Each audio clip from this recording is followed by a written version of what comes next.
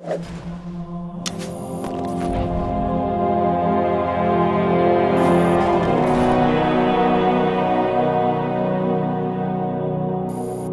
is the awesome DLC map called Tempest. Hey, I'm Sam Jones and I'm a lead environment artist. I'm Rob Adams and I'm a lead environment artist. Mike Bilterman, I own Bungie. Mike Bilterman, I'm a senior level artist. David Aldridge, a network engineer. I worked on performance analysis for Tempest.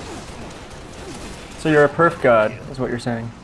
I'll take pretty much any kind of godhood. Crown King of Perf.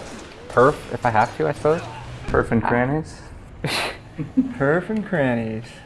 Crannies are great for perf. So originally this map was called DLC Medium because it's the medium-sized map within a bucket of other 3 maps. It's not small, it's not big, it's just the right size, especially for killing red and blue dudes. And we knew that if we called it DLC Medium, that people wouldn't get attached to the name and we could change it later. Although Medium is an awesome name, I really like it. That's pretty cool. I grew pretty attached to medium. Dispassionate like me. The map is built to support optimally around 8 to 12 players. It's a bit too big for, say, 4 players, and it's a bit too small for 16. Tempest is a Foreigner weather HQ, which, as you can see here, has these wonderful laser beams that are meant to be some part of the weather controlling system. And then out in the sea here, we have these wonderful, huge shrines with little vortices atop them. So in terms of the actual vegetative theme of the map, we have this kind of wonderful high Sierra, rocky, subalpine backdrop. We have these huge rocks with this kind of really visible diagonal strata that's meant to both lead the eye and also look pretty awesome. We tried to really separate the terrain into parts that were really, really distinguishable from each other so that anytime a player spawned or you're running around a corner, immediately tell where you are. I think it's more frustrating than spawning and having to whip the camera from left to right 3 or 4 times to figure out where you are. We really tried to focus on making one side dry and different and one side wetter and greener. So yeah, all that stuff just makes the map feel really grounded. We borrowed heavily from real geographic regions, Mirth, and the fiction behind the Forerunners is that they ran around and they collected samples from all over the universe and put these ecosystems together. Especially based much of the palette on Yosemite National Park in California. Yeah, actually the whole Sierra Nevada just gave us a lot of photo reference. The Tahoe area, Lake Tenaya in Yosemite, Sam said, the Merced River. This river that you see down along the cliffs. I had 15 or 20 high-res photo references of the Merced River, and I tried to hit the exact color and the little foamy bits that you see in the water and the way that the waterfalls go in and the types of grasses that you see growing along the side. If anyone notices rocks floating in the water, I'm officially apologizing right now. But rocks do float if they're full of air. They're actually made of pumice. Yeah. Well, grenades float, as we all know, so it doesn't seem like that big of a leap.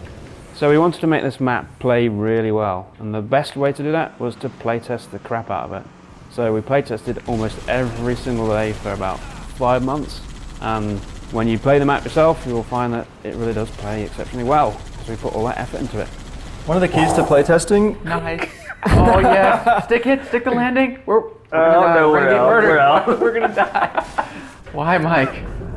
I think one of the keys to getting really, really smooth, tight, focused, and balanced maps is to have the actual development artists that are working on the map take part in the frequent playtests so that they're not just reacting to Play again. a bunch of bullet points from playtest sessions and lists of feedback, but they're the ones there that are actually feeling the grief from somebody up on a cliff. So having an emotional investment in the map as an artist, I think makes you a better designer. Because we had our artists playtesting almost every single day, I think that really had an effect on how balanced and tight these maps are.